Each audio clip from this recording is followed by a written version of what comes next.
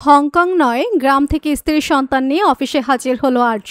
হ্যাঁ বন্ধুরা, আমরা এমনটা দেখতে পাবো চিরদিন তুমি যে আমার ধারাবাহিকের আগামী পর্বগুলোতে।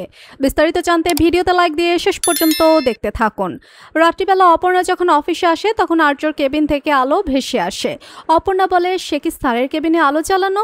স্যার কি তবে এসেছে? ছুটে যায় অপর্ণা। আর্যর কেবিনে কিন্তু কাউকেই দেখতে পায় না, কিন্তু পারফিউমের গন্ধটা এখনো রয়েছে। অপর্ণা বলে, স্যার নেই অথচ পারফিউমের গন্ধটা এখনো রয়েছে। মনে হচ্ছে এই তো খানিক বাদে স্যার ছিল এখানে, তবে স্যার কোথায়? না না, আমি ভুল ভাবছি হয়তোবা। আর তখনই অপর্ণা হঠাৎ করে দেখতে পায় টেবিলের উপরে একটা চিরকুট রাখা, সাথে একটা পেনড্রাইভও রয়েছে। অপর্ণা তখন সেই পেনড্রাইভটা হাতে নিয়ে বলে, এই পেনড্রাইভটার ভিতরে কি আছে? কে এভাবে রেখে গেছে? অপর্ণা পেনড্রাইভটা নিয়ে বাহিরে চলে যায়, হতাশ মনে বাহিরে দাঁড়িয়ে থাকে। আর তখনই আর্য অপর্ণার সামনে চলে আসে আর অপর্ণাকে ভরসা জোগায়। অপর্ণা চোখ বন্ধ করে আর্যকে অনুভব করতে লাগে। চোখ খুলে আর্যকে দেখতে না পেয়ে আবারও অনেকটা হতাশ হয়ে যায়। অপর্ণা চলে যায় নিজের ডেস্কে, আর সেখানে গিয়ে সে পেনড্রাইভটা অন করে।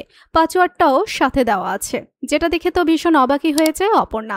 হঠাৎ করে অপর্ণা ছায়ার মতো কাউকে একটা দেখতে পায়। অপর্ণা ছুটে আবারও যায়, বলে, কারো একটা ছায়া দেখতে পেলাম, মনে হয় কে? কিন্তু স্যারের পারফিউমের গন্ধ আসলো। যা শুনে চমকে ওঠে ওপাশ থেকে থাকা কেউ। এদিকে অপর্ণা আবার অফিসে ফিরে আসে। অপর্ণা অফিসে ফিরে এসে সেই গোডাউনের ভিতরে ঢুকে।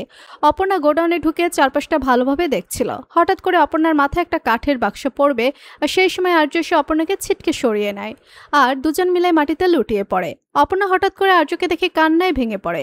স্যার, আপনি কোথায় চলে গিয়েছিলেন? কোথায় চলে গিয়েছিলেন? আপনাকে আমি কত খুঁজেছি আপনি জানেন? এই বলে আর্যর দিকে তাকিয়ে খুব কান্না করতে লাগে অপর্ণা। ওদিকে অবাক দৃষ্টিতে অপর্ণার দিকে তাকিয়ে থাকে আর্য।